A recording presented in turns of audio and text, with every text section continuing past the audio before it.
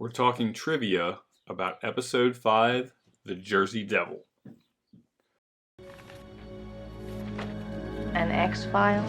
Ever hear of something called the Jersey Devil? Yeah. It's a beast that's supposed to come out of the woods and attack cars, right? Kind of like an East Coast Bigfoot. First, we have to start with the devil itself. The legends in no way describes the devil as some sort of East Coast Bigfoot. The earliest story we have is from the indigenous Delaware Nation, describing a spirit that lived in the Pine Barrens and would appear in the shape of a red-eyed deer with bat wings. Barbara Woods, a folklorist, places the origin of the story in 1735. The devil was the 13th child of Jane Leeds. Either by witchcraft or intervention of the biblical devil, the child was transformed into a monster with leathery wings, a forked tail, cloven hooves, and the head of a goat. There is some variation on this specific legend, such as it having the head of a horse or even a kangaroo, and it also having short arms with long clawed hands.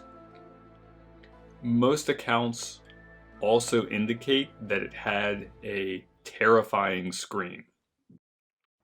Now, Brian Regal connects this myth with Daniel and Titan Leeds of the Leeds Almanac, a competitor to Ben Franklin's Poor Richard's Almanac.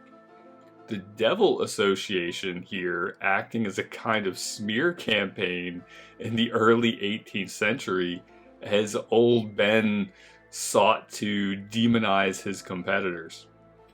Mulder, it's the same story I've heard since I was a kid. It's a folk tale, a myth.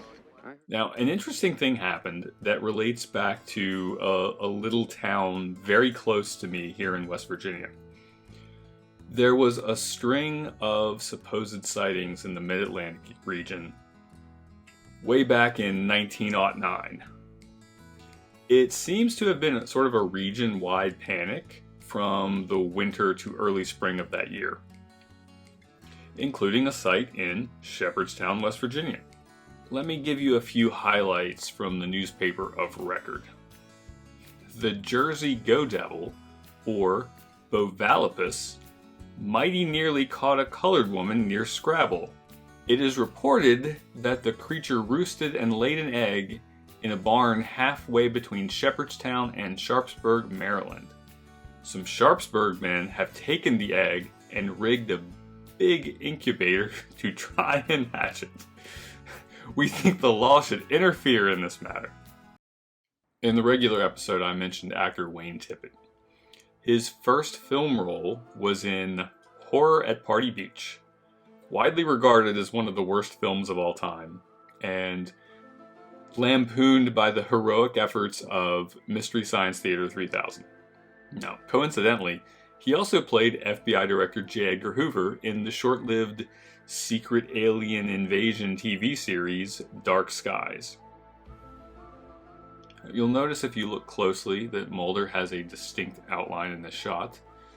This was filmed in front of a blue screen with the stock casino background added in post-production. Our Pine Barrens park ranger is played by Michael McRae, who did the rounds of 80s television. He did a nice job here, and will also appear later in a Season 5 episode of The X-Files as well. Now, of course, this scene was filmed near Vancouver.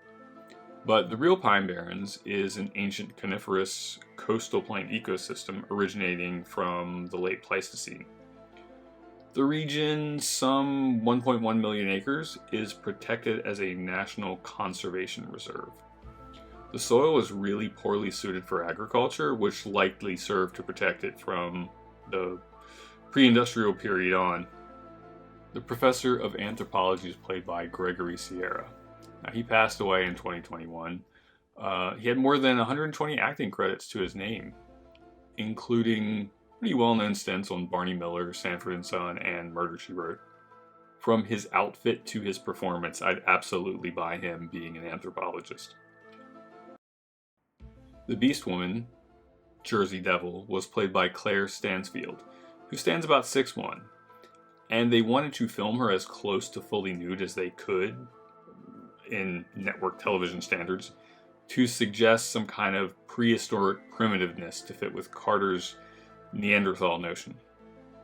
This is the first episode to receive mixed reviews, including show writer James Wong, who wasn't happy with the pacing or the stakes of the script.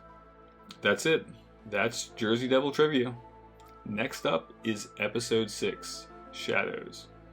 If you're out late at night and hear a blood-curdling scream, it's probably just a fox.